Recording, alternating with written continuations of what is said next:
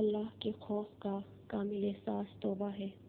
امام زین العابدین علیہ السلام بحار الانوار کی جلد 15 صفحہ نمبر 117 میں نقل کرتے ہیں کہ بنی اسرائیل میں ایک کفن چور تھا۔ ایک دن اس کا ساتھی بیمار پڑ گیا اور جلد ہی موت کا انتظار کر رہا تھا۔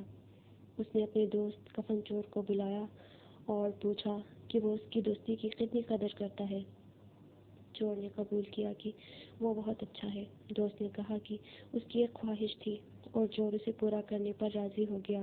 دوست نے اسے 2 کفن دکھائے اور کہا کہ ایک اپنے لیے چن لے تاکہ دوسرا اسے دفن کرنے کے لیے استعمال کیا جا سکے، لیکن میری قبر کو دوبارہ مت کھولنا، مجھے دفن کر کے برہنہ کر دینا۔ یہ بات چور کو منظور نہ تھی، لیکن اپنے دوست کے سمجھانے پر اس نے اپنے لیے بہتر کفن چن لیا اور چلا گیا۔ جب وہ دوست مر گیا اور اسے دفن کیا گیا تو چور نے اپنے آپ سے کہا، وہ ڈر نہیں جان سکتا کہ میں نے اس سے وعدہ خلافی کی ہے۔ اس نے قبر کھودنی شروع کی اور اس کا کپڑا اتارنے ہی والا تھا کہ اس نے ایک چیخ سنی اور لاش کہہ رہی تھی کہ یہ مت کرو۔ چور نے گھبرا کر قبر کو بھر دیا۔ جب اس کی اپنی موت قریب آئی تو چور نے اپنے بیٹوں کو بلایا اور ان سے پوچھا کہ وہ ان کا باپ بن کر کیسا رہا۔ بیٹوں نے اتفاق کیا کہ وہ باپوں میں سب سے بہتر باپ تھا۔ چور نے کہا کہ اس کی ایک آخری خواہش تھی اور بیٹا اسے پوری کرنے پر راضی ہو گئے۔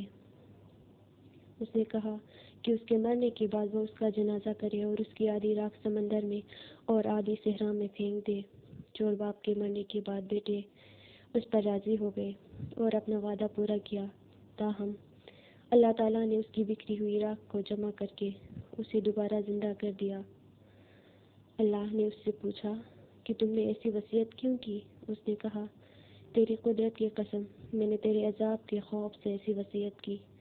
اللہ نے فرمایا کہ میں نے تمہیں معاف کر دیا اور تمہارے خوف کو سلامتی میں بدل دیا اور ان لوگوں سے بھی راضی ہو گیا جو تم پر حق کے دعوے دار تھے۔ اس واقعے سے ثابت ہوتا ہے کہ اگر کوئی شخص اپنے عمل پر شرمندہ ہو اور اللہ تعالیٰ سے ڈرتا ہو تو اللہ تعالیٰ اسے معاف کر دیتا ہے اور اس کے دشمنوں کو بھی اس سے راضی کر دیتا ہے۔